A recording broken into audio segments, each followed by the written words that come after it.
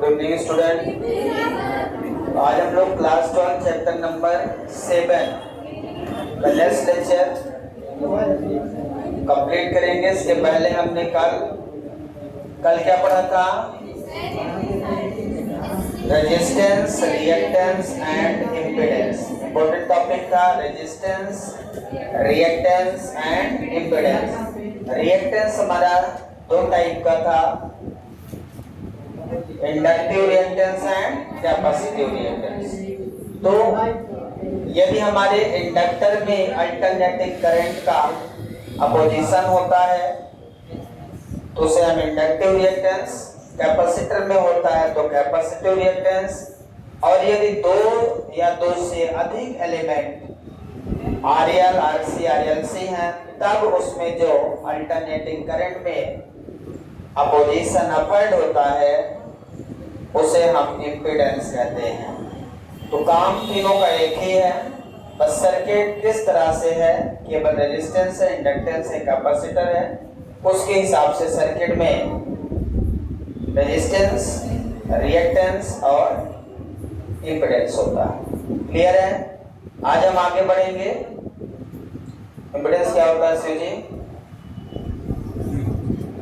बताइए। कब पढ़ोगे?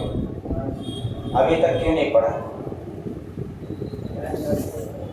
पन्ना पलट सकते हैं, जब आ जाते हैं तो तनी पन्ना पलट लो, देख लो क्या पढ़ाएगा। बैठो, पेज को पलट लिया करें आने से पहले।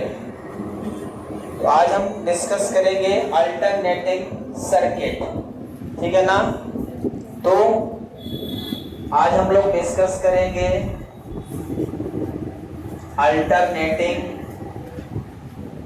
Current circuit, current. तो आज हम लोग सर्किट डिस्कस करेंगे। सर्किट कितने टाइप की होगी और वन बाय वन डिस्कस करेंगे। अल्टरनेटिंग करंट सर्किट का मतलब ये है कि एसी सर्किट, इसको हम शॉर्ट फॉर्म में एसी सर्किट बोलते हैं। एसी सर्किट, एसी सर्किट जो हमारी है मतलब हमारी अल्टरनेटिंग करंट में वो कौन कौन से एलिमेंट हैं, एलिमेंट के हिसाब से हमारी एसी सर्किट बनेगी। क्लियर है? तो जैसे फर्स्ट सर्किट है circuit containing only resistance, circuit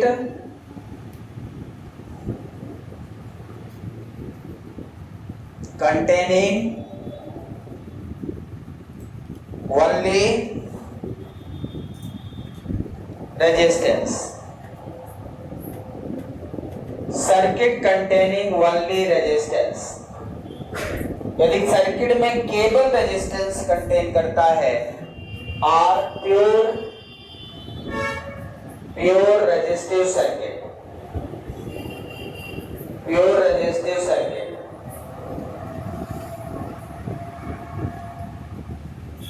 pure resistive circuit.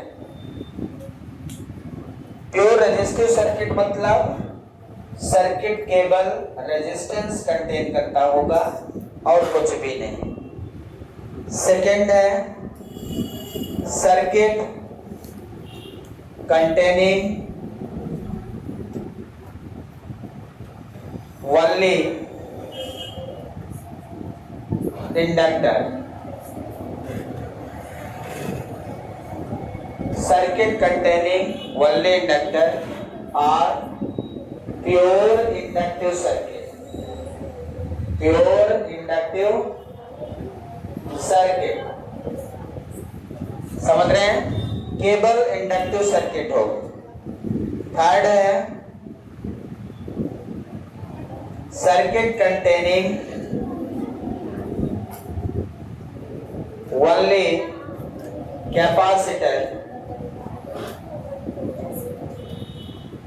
C और प्योर कैपेसिटिव सर्किट।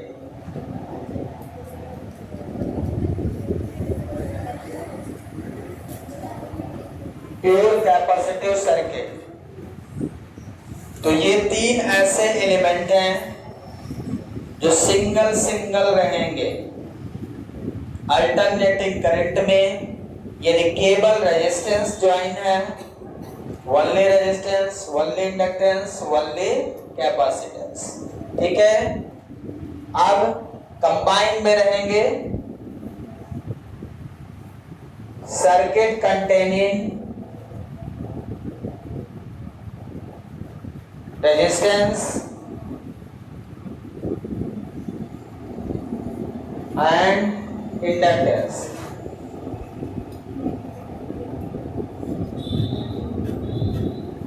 और RL circuit,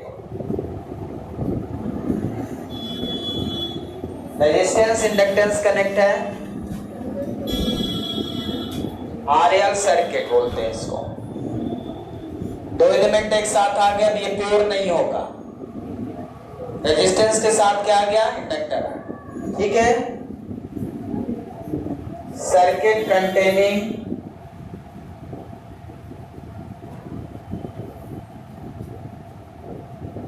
resistance and capacitance.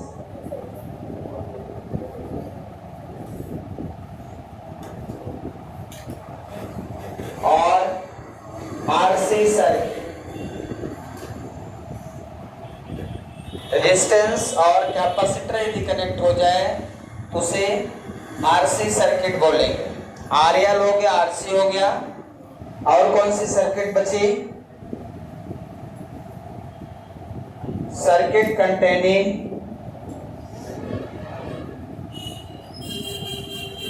Inductor, inductance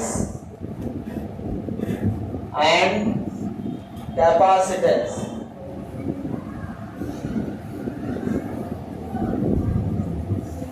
और एलसी सर्किट, एल और सी कनेक्ट हो गए। कौन सा, एल और सी। और कुछ बचा, 7 काइंड के सर्किट मैंने बताया था आपको कल। अब प्योर हो गए 3, फिर आरएल हो गया, आरसी हो गया, एलसी हो गया, बचा RLC. Circuit containing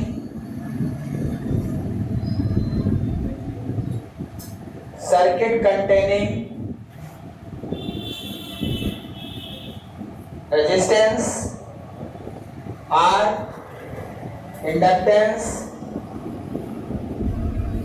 L and capacitance, C. RLC circuit, RLC circuit.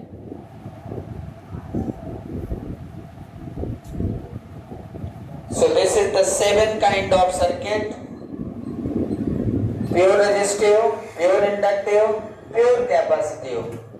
Only resistance containing in the circuit from alternating current, alternating voltage। तो ये इंडक्टिव, रेजिस्टिव, इंडक्टिव, कैपेसिटिव। उसके बाद कंबाइन कर दो, रेजिस्टेंस के साथ इंडक्टर आरएल, रेजिस्टेंस के साथ कैपेसिटर आरसी, फिर एलसी, फिर आरएलसी। तो ये सर्किट हम लोगों को स्टडी करना है 1 by 1। और सभी में जो आरएलसी है वो सबसे इंपॉर्टेंट रहेगा, जिसमें रेजोनेंस की कंडीशन होगी। वेरी मोस्ट इंपॉर्टेंट सर्किट रहेगी आरएलसी आपकी। सबसे ज्यादा इंपॉर्टेंट 4 मार्क्स का जो क्वेश्चन आता है वो आरएलसी में रहेगा। मेंस 4 मार्क्स का क्वेश्चन आरएलसी में है, उसको ध्यान रखेंगे सभी लोग। अब हम 1 by 1 सर्किट डिस्कस करेंगे। तो सबसे पहले आप फर्स्ट हेडिंग लगाएं। फर्स्ट हेडिंग लगाएंगे,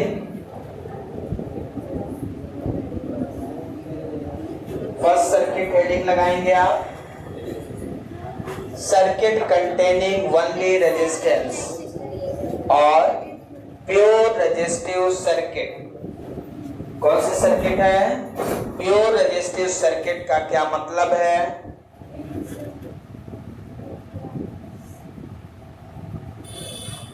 When circuit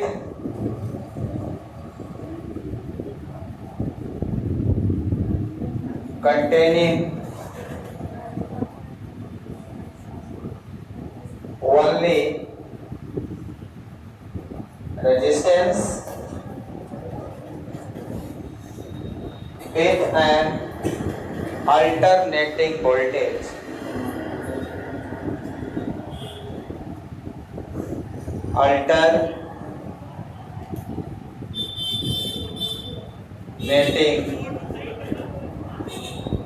voltage supply.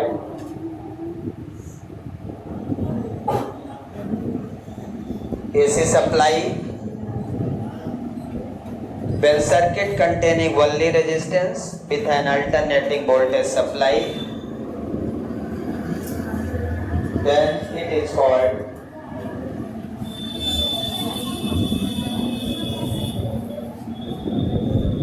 pure resistive circuit.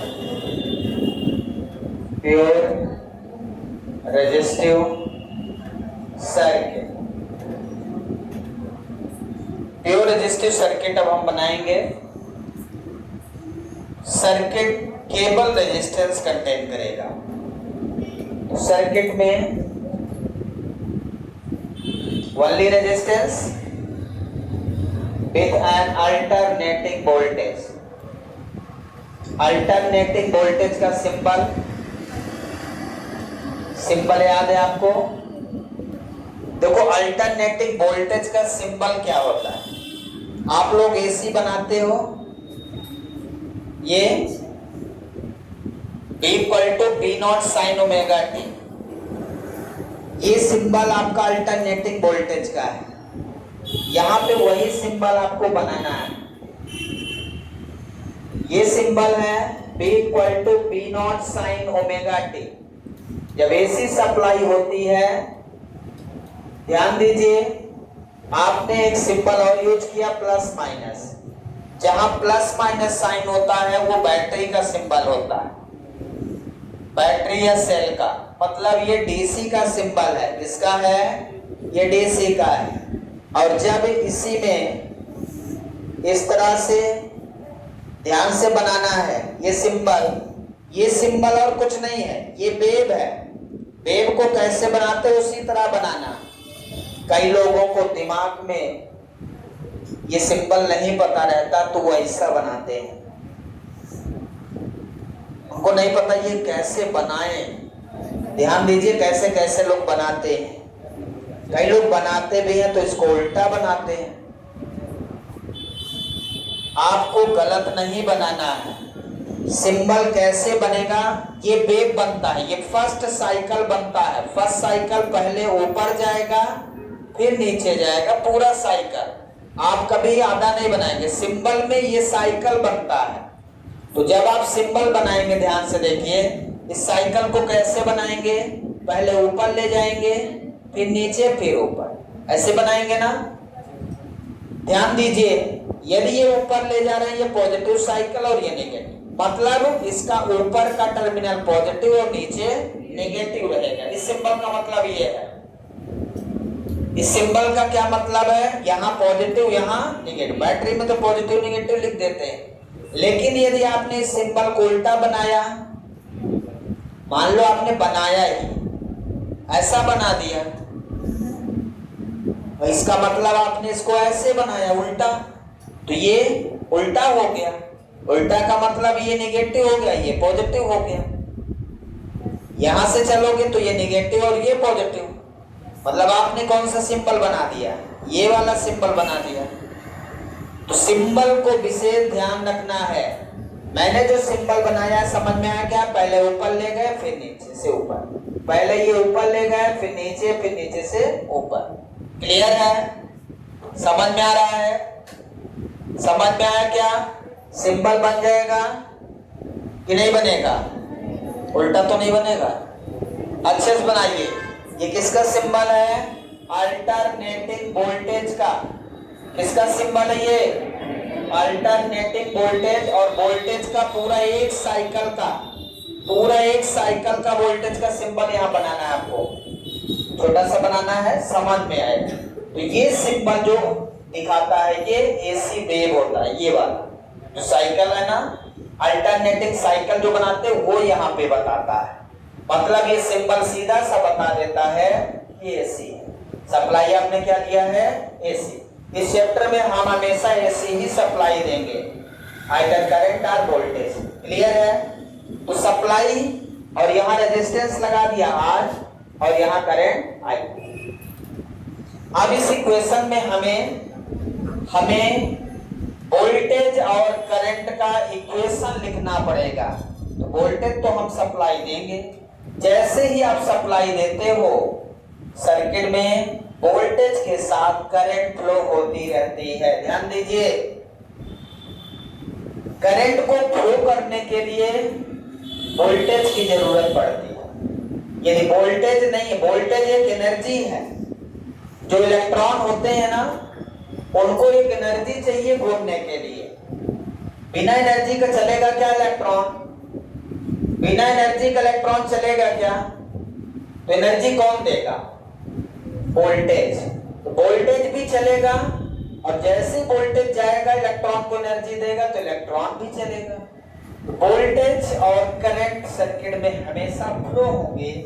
अब कोई आगे जाएगा, कोई पीछे जाएगा, इसे हम फेज या फेज डिफरेंस से जानते हैं।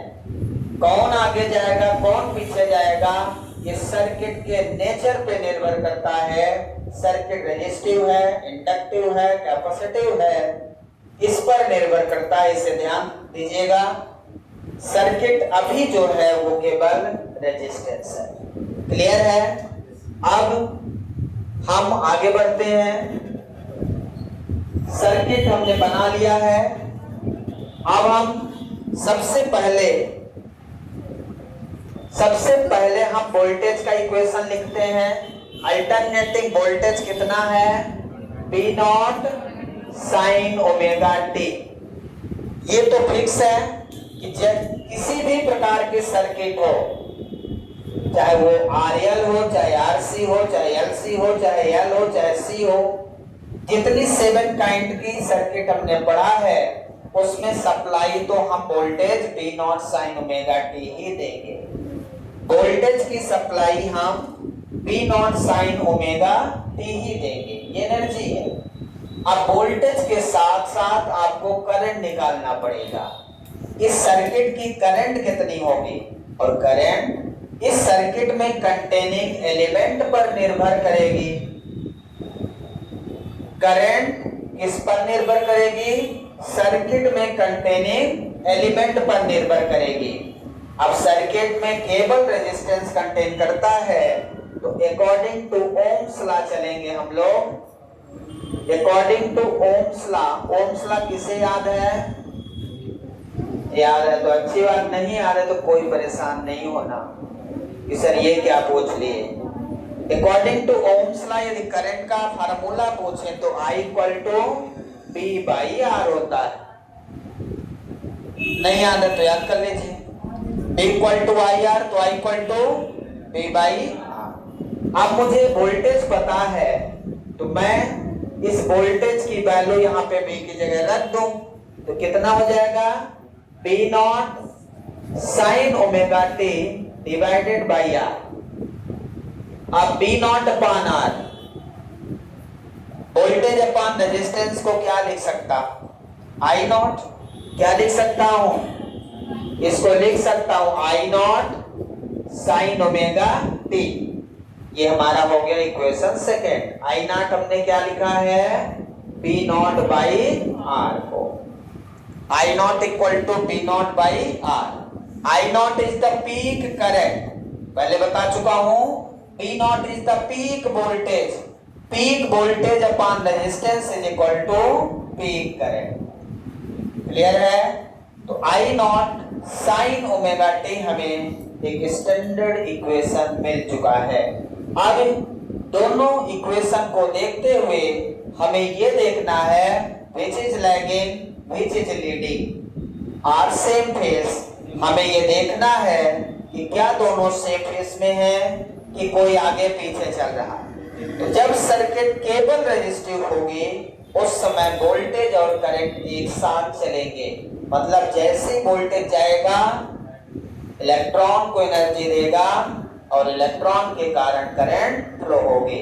वोल्टेज और करंट साथ साथ चलेंगे, एनर्जी मिली, करंट बढ़ी, मतलब दोनों एक साथ चलेंगे। ऐसा नहीं होगा कि कोई आगे कोई पीछे, जो भी होगा दोनों साथ चलेंगे। इसका मतलब यहाँ पे voltage and current are in same phase. ठीक है, अब हम इसका डायग्राम बनाते हैं।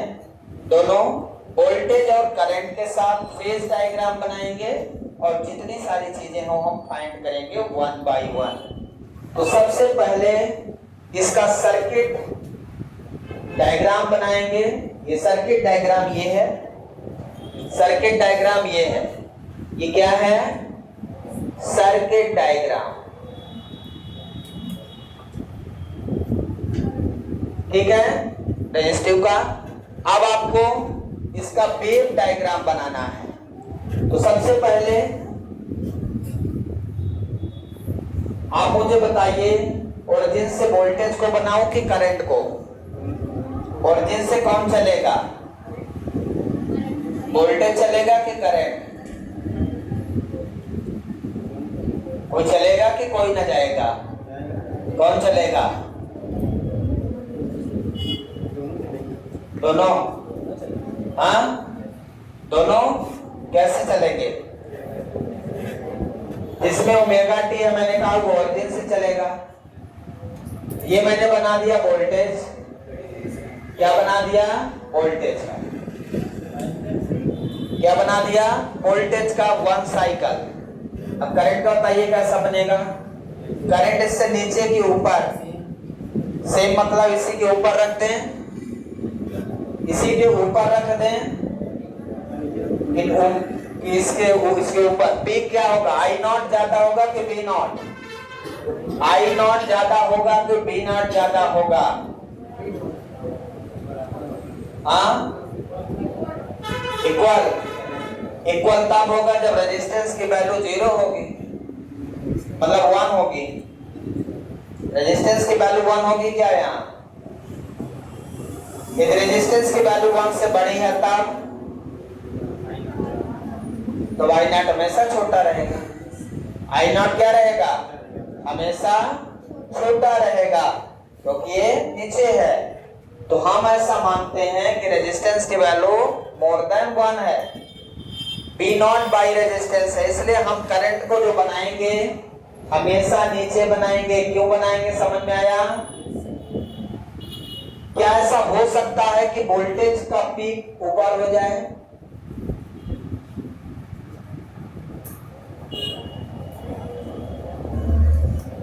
क्या ऐसा हो सकता है कि वोल्टेज का करंट का पीक ऊपर हो जाए? I naught greater than V naught हो सकता है क्या? कब हो सकता है? जब रेजिस्टेंस की वैल्यू बहुत कम हो, बहुत कम हो। भाई रेजिस्टेंस की वैल्यू बहुत कम का मतलब करंट ज्यादा। रेजिस्टेंस की वैल्यू बहुत कम तो करंट ज्यादा, लेकिन रेजिस्टेंस की वैल्यू बहुत कम हो नहीं सकती। सर्किट में रेजिस्टेंस इसीलिए लगाते हैं। इसलिए हमेशा ध्यान रखना वोल्टेज का डायग्राम ऊपर रखना और करंट हमेशा नीचे रखना। क्या बना दिया आपने? वेव डायग्राम बना दिया। क्या बना दिया? ये वेव डायग्राम। ये आपने बना दिया वेव, पहले सर्किट डायग्राम, अब वेव डायग्राम बना दिया। साइनोसोडल वेव डायग्राम है, इसको साइनोसोडल वेव बोलते हैं। साइन वेव क्यों बोलते हैं?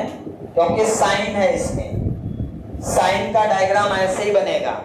कॉस होता तो ऊपर से बनता, जहां साइन 0 है वहां कॉस मैक्सिमम। ठीक है, इसके बाद इसका बनाएंगे फेजर डायग्राम। क्या बनाएंगे? Phasor diagram. क्लियर है? फेजर डायग्राम कैसा बनेगा?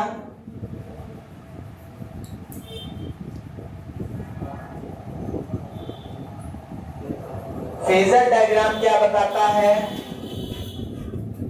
फेजर डायग्राम ये बताता है कि वोल्टेज और करंट में कौन आगे कौन पीछे चल रहा है। फेजर डायग्राम बनाने के लिए हमें वोल्टेज का इक्वेशन और करंट का इक्वेशन पता होना चाहिए।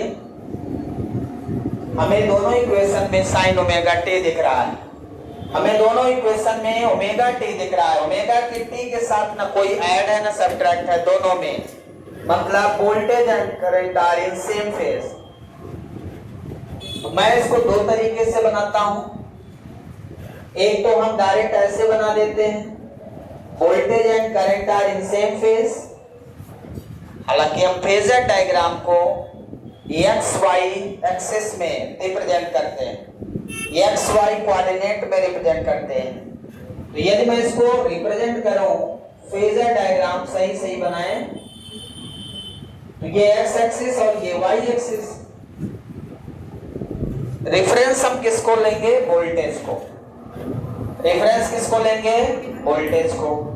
तो वोल्टेज को लेंगे तो वोल्टेज की लाइन क्या बनाएगी? Omega T. एक्स एक्सिस से कितना एंगल बनता है? Omega T. अब देखिए दोनों में ओमेगा टी है, sign omega T, cos omega T, मतलब यही वोल्टेज है और यही करंट है। फेजर को कुछ जगह एरो का साइन लगाते हैं, कुछ जगह ऐसा भी साइन लगा के फेजर को रिप्रेजेंट करते हैं। ये एरो का साइन वेक्टर को रिप्रेजेंट नहीं करता, एरो का साइन फेज को रिप्रेजेंट करता है। इसको फेज को याद रखिए। ये बी के ऊपर वेक्टर लगा है, ये वेक्टर नहीं बताता, ये फेज बताता है। आई एरो लगा दिया, ये फेज, फेज का रिप्रेजेंटेशन है। एरो का साइन क्या है? फेज का रिप्रेजेंटेशन। एरो का साइन देख के आप ये मत बताना कि सर वोल्टेज वेक्टर हो गया, करंट वेक्टर हो गया। करंट कब वेक्टर हो गया भाई? करंट और वोल्टेज दोनों स्केलर क्वांटिटी हैं, लेकिन एरो का साइन यहाँ पे फेज बता रहा है। याद रखना, क्या बता रहा? फेज। तो कुछ कुछ बुक में ऐसा रिप्रेजेंट करता है, तो उसको देख के आप ये ना मान लेना ये तो वेक्टर है। ठीक है, पता रहेगा? कोई दिक्कत? तो वोल्टेज और करंट दोनों एक ही लाइन में है। यहां भी मैंने एक लाइन में बनाया है, इसका मतलब voltage and current are in same phase है। यहां पे लिखेंगे voltage and current are in same phase.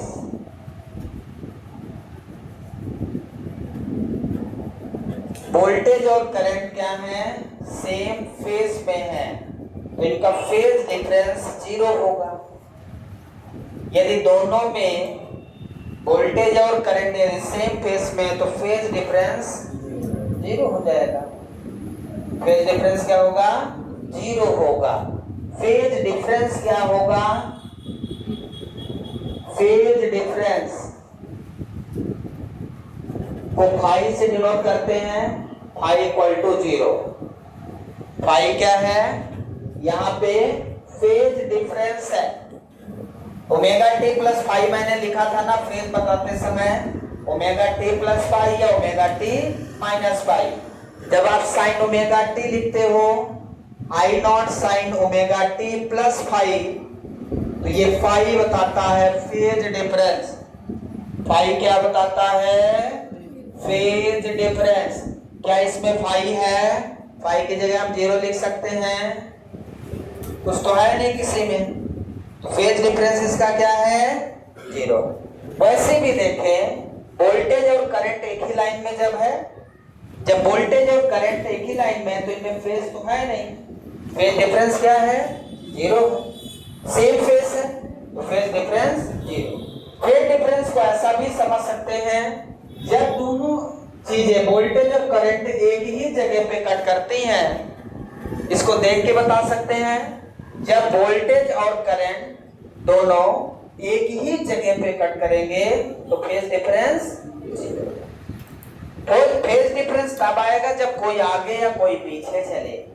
तो मतलब फेज डिफरेंस ये बताता है कि एक आगे चल रहा और एक पीछे, तो दोनों में डिफरेंस कितना है, 20 डिग्री, 30 डिग्री, 40 डिग्री, कितने डिग्री का गैप है। फेज डिफरेंस बताता है gap between voltage and current when current and voltage flowing through the circuit. Clear है? फेज डिफरेंस ये बताता है कि व्हाट इज द गैप। ठीक है? when current, alternating current and voltage flowing through the circuit which are leading, which are lagging, जब leading और lagging होगा तभी फेज डिफरेंस आएगा, अदरवाइज सेम फेज में तो फेज डिफरेंस हमेशा 0 रहेगा। क्लियर है? समझ में आया क्या कुछ? अगला टर्म इसमें जो हम फाइंड करने जा रहे हैं, स्क्रीनशॉट ले लीजिए। ले लिया?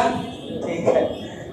अगला जो टर्म हम फाइंड करेंगे, पावर फैक्टर निकालेंगे। इसका क्या निकालेंगे? पावर फैक्टर, और फिर लास्ट में निकालेंगे पावर। तो इतनी सारी चीजें हमें निकालनी रहती हैं 1 by 1, और ये अलग से भी पूछ सकता है कि इसका पावर निकालिए, प्योर रेजिस्टिव सर्किट का पावर निकालिए, पावर बस पूछ लेगा। तो जितनी सारी चीजें होती हैं पूरा एक साथ निकाले दे रहे हैं। ठीक है? यदि केवल प्योर रेजिस्टिव सर्किट डिफाइन करने के लिए आता है तो ये पर्याप्त हो गया। अब हम निकालेंगे 4th नंबर, क्या? Power factor. देखो हमारे सिलेबस में कुछ फैक्टर कम है। इंजीनियरिंग में जब हम पढ़ाते हैं तो हम बहुत सारे फैक्टर रहते हैं, हमें यहाँ पावर फैक्टर बस पढ़ाना है। हम फॉर्म फैक्टर अलग पढ़ते हैं, पावर फैक्टर अलग पढ़ते हैं, पीक फैक्टर अलग पढ़ते हैं, तो 4-5 फैक्टर होते हैं। बट हमें 12th में एक ही फैक्टर पढ़ना है और उसका नाम है पावर फैक्टर। क्वेश्चन आ रहा है क्या आपके दिमाग में? कुछ नहीं आ रहा? बहुत अच्छे हैं आप लोग। क्वेश्चन ना आना बिल्कुल अच्छाई को बताता है कि आप कितने अच्छे हैं। आप क्वेश्चन नहीं पूछ पाते। हमारे तो दिमाग में क्वेश्चन आ गया कि व्हाट इज पावर फैक्टर। हमारे दिमाग में ये आ चुका है कि पावर फैक्टर क्या है। जब आप पूछेंगे तो बताऊंगा नहीं, आगे बढ़ जाऊंगा कौन सा। वैसे मैं बताऊंगा ही, ये तो मेरी आदत है, इसीलिए आप समझ जाते हैं कि सर तुम नहीं बताएंगे, क्यों? पूछेंगे ही नहीं। चलिए, पावर फैक्टर यदि हमने नाम लिया है तो हम बताएंगे ही कि पावर फैक्टर क्या होता है। देखिए, ये एक प्रकार का रेशियो है। क्या है? Ratio. It is the ratio of true power, ratio of true power, और इसी को एक्टिव पावर भी बोलते हैं। एक्टिव पावर, और इसी को एवरेज पावर भी बोलते हैं।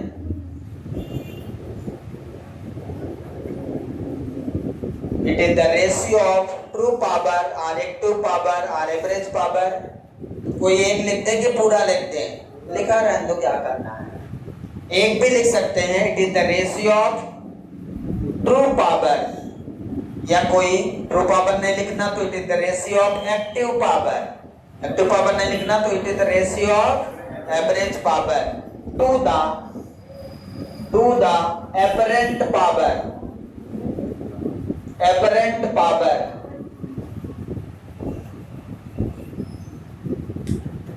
it is the ratio of active power to the apparent power। Power factor क्या है? एक रेशियो है। पावर फैक्टर क्या है? एक रेशियो है। ऐसा रेशियो एक्टिव पावर और एपरेंट पावर का रेशियो बताएगा। देखिए ये शब्द क्यों आया? कल हमने पढ़ा था एक रियल होता है, रियल दो टर्म होते हैं, एक रियल फैक्टर होता है, एक इमेजिनरी फैक्टर होता है। ये जो रियल फैक्टर है ये रजिस्टर रेजिस्टेंस में रहता है। जो इमेजिनरी फैक्टर है वो तब आएगा जब हमारा इंडक्टर या कैपेसिटर कंटेन करे। इमेजिनरी फैक्टर तभी आएगा जब वो दो एलिमेंट, कौन कौन से एलिमेंट इमेजिनरी हैं? इमेजिनरी एलिमेंट कौन कौन से हैं जो इमेजिनरी टर्म देंगे आपको? इंडक्टर और capacitor, both are imaginary element. Only resistance is a real part. R real है तो केबल रेजिस्टेंस रियल है, आर के साथ एल है तो एल हमारा इमेजिनरी हो गया। आर के साथ सी है तो सी हमारा इमेजिनरी हो गया। आर एल सी है तो एल और सी दोनों इमेजिनरी हो गए, आर हमारा रियल रहेगा। तो रियल मतलब ट्रू पावर। यदि मैं इसको डायग्राम से समझाऊं, इसको बता देता हूं। ये हमारा ट्रू पावर है और फिर इसका परपेंडिकुलर रिएक्टिव पावर है, इसको बोलते हैं active power. Or real power और ट्रू पावर, बहुत सारे पावर हैं और ये टर्म होता है रिएक्टिव पावर। रिएक्टिव पावर जो रियल पावर होता है वो P equal to V I होता है। P equal to V I, V naught I naught cos pi या बी नॉट कॉस पाई लिखते हैं, तो इसका फार्मूला होता है। अब जो रिएक्टिव पावर होता है ये P equal to V I sine theta होता है। साइन थीटा हमारा रिएक्टिव पार्ट होता है।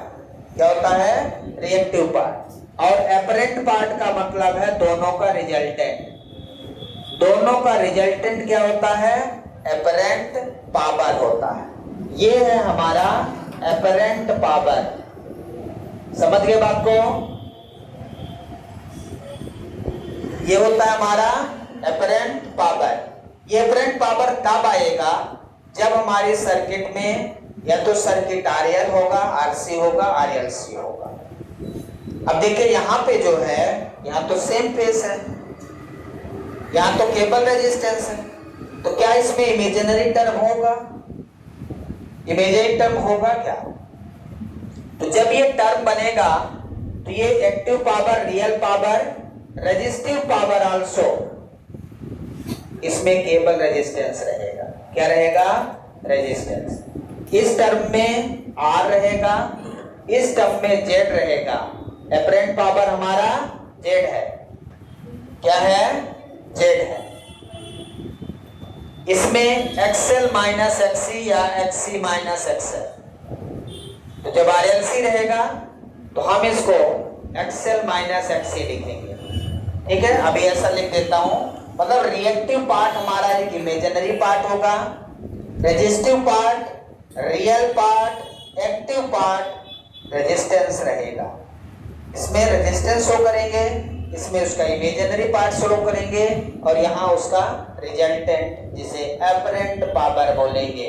तो यदि मैं यहां से ये हमारा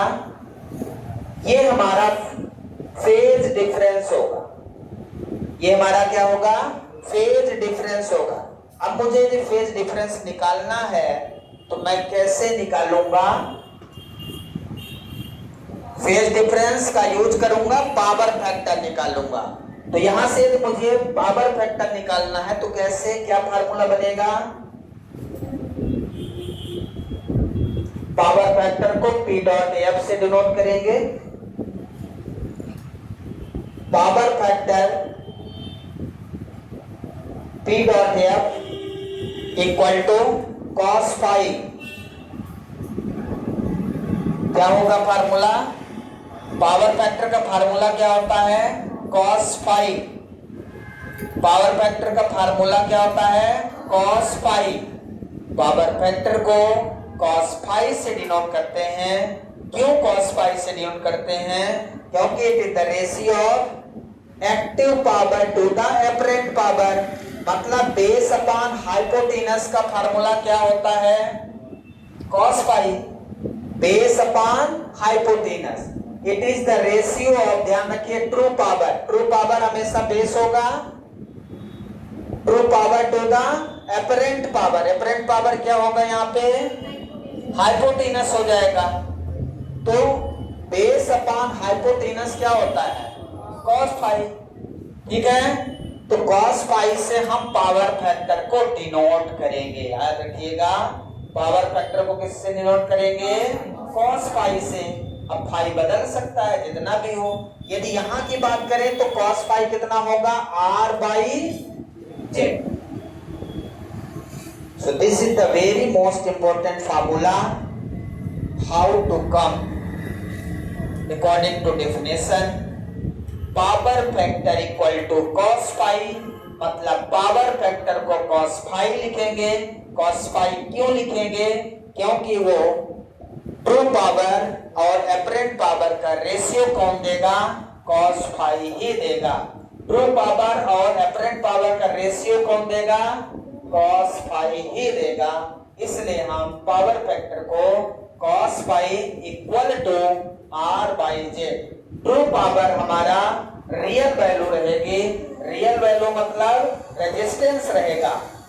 तीनों एलिमेंट में एक ही रियल वैल्यू होगी, वो होगी रेजिस्टेंस। रेजिस्टेंस हमेशा बेस में रहेगा, हमेशा रहेगा, याद रखिए। और जो हमारे रिएक्टिव पार्ट है वो हमेशा परपेंडिकुलर पे रहेंगे।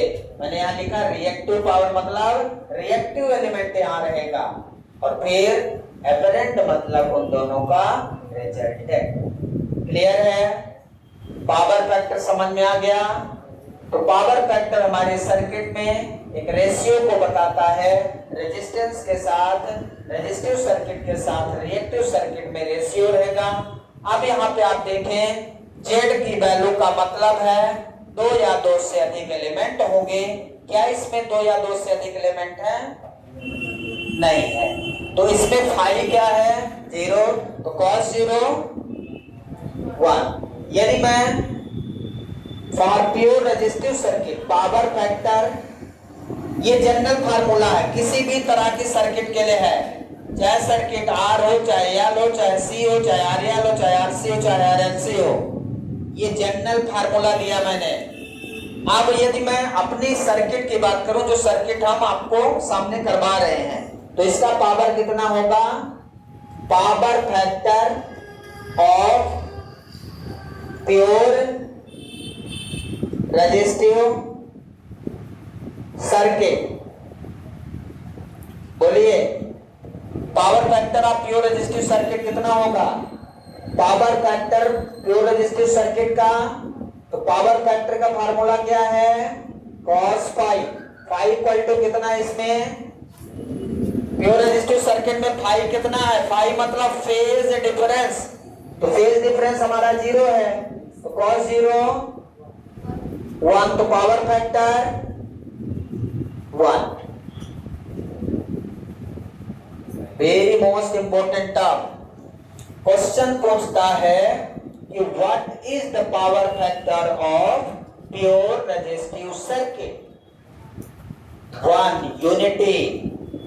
Power factor of pure resistive circuit is 1। याद रखेंगे, ये वैल्यू बदलने वाली नहीं है, ये फिक्स वैल्यू है। यदि सर्किट रेजिस्टिव है तो पावर फैक्टर 1 रहेगा, ये फिक्स है। यदि सर्किट रेजिस्टिव है तो उसका पावर फैक्टर 1 रहेगा। ये याद करना है आपको। कैसे 1 है? मैंने प्रूव किया है। पावर फैक्टर cos फाई और पाई फाई क्या है? Phase difference. फेज डिफरेंस तब होगा जब वोल्टेज और करंट में कोई फेज बनेगा, एंगल बनेगा। यहाँ तो वोल्टेज और करंट क्या है? सेम फेज में है, तो सेम फेज में मतलब फेज डिफरेंस 0, और फेज डिफरेंस 0 तो cos 0 1, और पावर फैक्टर कितना आ गया? कितना आ गया? 1 आ गया। अब मैं इसका निकाल लूंगा पावर लास्ट। तो पावर जल्दी से निकाल लें, स्क्रीनशॉट ले लो भैया, ठीक है। लिख लिया इधर नीचे। अब हम इसका फाइनल फाइंड करने जा रहे हैं पावर। 4th नंबर पॉइंट है, 4th जो भी है पावर। सर्किट में जब वोल्टेज और करंट सप्लाई होगी तो वहां पावर होगा। पावर का फार्मूला हम लोग फाइंड करने जा रहे हैं। वोल्टेज हमारा कितना है, V naught sine omega t. Current हमारी कितनी है, I naught sine omega t. Power का फार्मूला होता है VI, बड़ा है क्या, power equal to VI। Clear है। अब दोनों की वैल्यू रखते हैं। B की वैल्यू कितनी है, V naught sine omega T, और I की वैल्यू कितनी है, I naught sine omega T. तो पावर हो जाएगा V not I naught sine omega T into sine omega T. तो मैं लिख दूं इसको साइन स्क्वायर ओमेगा टी। क्या लिख दिया, साइन स्क्वायर ओमेगा टी। ये हमने पावर का फार्मूला लिखा। हम लोग जब पावर निकालते हैं सर्किट का तो हम उसका एवरेज पावर निकालते हैं। क्या निकालते हैं, एवरेज पावर निकालते हैं, ध्यान रखना।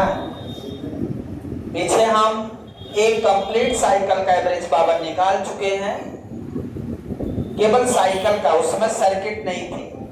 अब हमारे पास सर्किट है, कौन सी सर्किट है, प्योर रेजिस्टिव सर्किट। तो ये फार्मूला हो गया हमारा V not I naught sine square omega T. Average power निकालने के लिए हमें इंटीग्रेट करना पड़ेगा एक टाइम पीरियड के लिए, ठीक है। तो साइन स्क्वायर थीटा को हम क्या करें, देखिए साइन स्क्वायर थीटा का इंटीग्रेशन डायरेक्ट नहीं होता, उसको बदलना पड़ेगा। कौन सा फार्मूला मैंने बताया था, आपको याद है जब इंटीग्रेशन किया था, cos 2 theta equal to 2 cos square theta minus 1 minus 2 sine square theta, ये फार्मूला बताया था। तो साइन स्क्वायर थीटा की value 1 minus sine square theta निकालोगे तो 1 माइनस cos 2 थीटा बाई 2। तो यहाँ पे वही फार्मूला लगाएंगे, V not I not 1 minus cos 2 omega T divided by 2। So this is the value of sine square omega T. यहाँ से निकाल लेंगे, समझ में आ रहा है क्या भाई। 2 साइन स्क्वायर थीटा को इसकी जगह रख दो, इसको वहां भेज दो, बन जाएगा। निकालते नहीं बनेगा तो मेरे से कल पूछ लेना। 1 minus cos 2 omega T upon 2, इस 2 को बाहर लेते हैं, V not I not by 2 1 minus cos 2 omega T. क्या तक आया समझ में।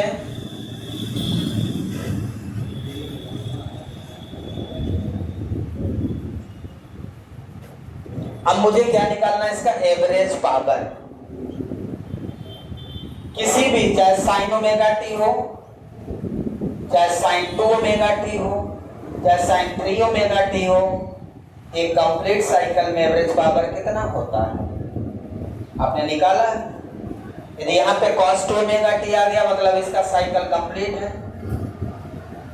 क्या है, साइकिल कंप्लीट। एक साइकिल का एवरेज पावर कितना होगा, इसका 0 हो जाएगा। प्रूव करके भी बता सकते हैं आपको, या डायरेक्ट आप चाहें तो इसका एवरेज पावर क्या लिख देंगे, 0 लिख।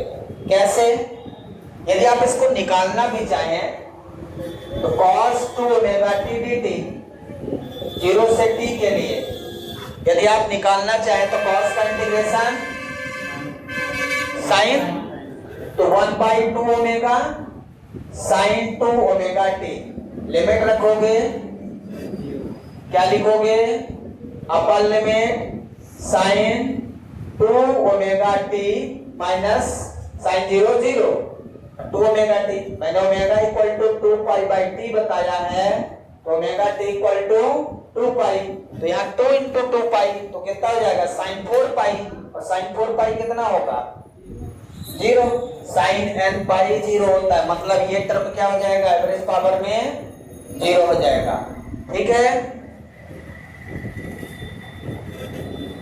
नहीं समझ में आ रहा तो मैं निकाल ही दे रहा हूं। आपको पेपर में छोटा करना है, आपको पेपर में छोटा करना है, मतलब ये डायरेक्ट 0 हो जाएगा, बहुत बड़ा नहीं करते, पर हम निकाल रहे हैं।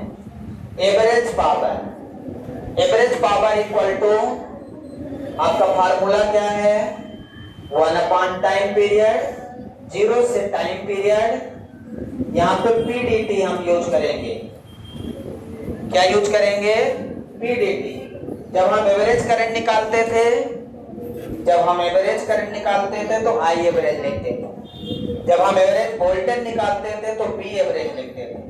अब हम एवरेज पावर निकाल रहे हैं तो पी एवरेज लिखते। अब ये वाला पावर की वैल्यू रख दो आप। हालांकि ये प्रूव करने के लिए कोई नहीं बोलेगा, P naught I naught by 2 1 minus cos 2 omega T dt। Clear है? P average 1/2। बात मत करो भाई, वैसे भी तुम लोगों को कहवा है ये, बात करके इसको खत्म कर लो। ऐसे भी मुझे लिखना तो मैं डायरेक्ट ना लिख देता, समझाने के लिए लिख रहा हूं, नहीं तो मैं यहाँ से डायरेक्ट लिख देता आंसर। अब यहां से उतना करना पड़ेगा जितना तुम वहां से एवरेज निकाले हो। शुरू का लेक्चर जो आई एवरेज निकाला है पूरा करना पड़ेगा भाई। अब क्या होगा यहाँ पे, P naught I naught divided by 2t, 1 का इंटीग्रेशन dt के रिस्पेक्ट में t, और cos 2 ओमेगा t का 1/2 omega sin 2 omega t, limit 0 से d रख दिया। बस 2 लाइन और, इसके बाद आंसर आ जाएगा आपका। क्लियर है? अब लिमिट रखते हैं तो पी एवरेज कितना आ जाएगा, P naught I naught divided by 2t, upper limit t जब यहाँ पे रख लेंगे minus 1/2 omega sin 2 omega t vector t, upper limit minus lower limit t की जगह 0, यहाँ 0, ये 0, sin 0 0, लोअर लिमिट पूरा 0 हो गया। क्लियर है? समझ में आ रहा है क्या? लोअर लिमिट क्या हो गया भाई, यहाँ भी 0, ये sin 0 0, पूरा टर्म 0 लोअर लिमिट। अब आपको ये देखना है कि ये टर्म की वैल्यू कितनी होगी। तो मैंने आपको बताया ओमेगा इक्वल टू कितना होता है, 2 पाई बाई टी, तो ओमेगा टी इक्वल टू कितना हो जाएगा, 2 पाई। तो यहाँ कितना आ जाएगा, sin 4 पाई, sin 4 पाई आएगा क्या, और sin 4 पाई की वैल्यू भाई ओमेगा टी की जगह कितना रखोगे, 2 पाई। ये उसी को समझ में नहीं आएगा जो पीछे आइए एवरेज नहीं समझा है, उसको नहीं आएगा, हालांकि आ भी जाएगा, थोड़ा समझदार होगा तो, पर ये उम्मीद करना गलत है। sin 4 पाई इक्वल टू 0, तो यहाँ पे जैसे ही ओमेगा टी की जगह 2 पाई रखोगे तो 2 जा 4 पाई, sin 4 पाई 0, मतलब ये वाला पूरा टर्म क्या हो गया, 0, बचा कितना t, लिख दो, इसको मिटा दें, इधर मिटा देता हूं, ठीक है। कितना बचा, P एवरेज इक्वल टू कितना हो गया, P naught I naught divided by 2t into t, t से t cancel, P average equal to कितना आ गया, P naught I naught by 2, P average कितना आ गया, P naught I naught by 2। क्या हम 2 को ऐसा लिख सकते हैं, बोलिए, क्या हम 2 को √2 इंटू √2 लिख सकते हैं, बायो वाले बच्चे समझे, √2 इंटू √2, तो √2 इंटू √2 √4, √4 क्या होगा, 2 हो जाएगा, समझ में आया, √2 इंटू √2 √4 का 2, मतलब 2 को आप √2 लिख सकते हो, नहीं समझे, समझ गए भाई वाले होशियार। अब P नॉट बाई √2 को क्या लिख सकते हो, क्या लिख सकते हो, दीपक, अरे क्या नाम है, अनीस, बोलो, P नॉट बाई √2 को क्या लिख सकते हो, कभी पढ़ा पीछे कि नहीं पढ़ा ये बता दो। कहाँ? हाँ, एवरेज। एवरेज में तो हमने पढ़ाया नहीं, तो कहाँ से पढ़ लिया यार। ये सब साक्षी हैं। एवरेज में हमने V0/√2 नहीं पढ़ाया। कहाँ पढ़ाया? आरएमएस में पढ़ाया है। IRMS B I0/√2, PRMS P0/√2। तो P0/√2 क्या है? PRMS है। I0/√2 क्या है? IRMS है। So this is the average power of pure resistive circuit where PRMS equal to P0/√2 and IRMS equal to I0/√2. So this is the RMS voltage as well as RMS current. So average power which is equal to VRMS and IRMS. ये है हमारा pure resistive circuit जो complete होता है। बाकी कल पढ़ेंगे। Thank you, have a nice day.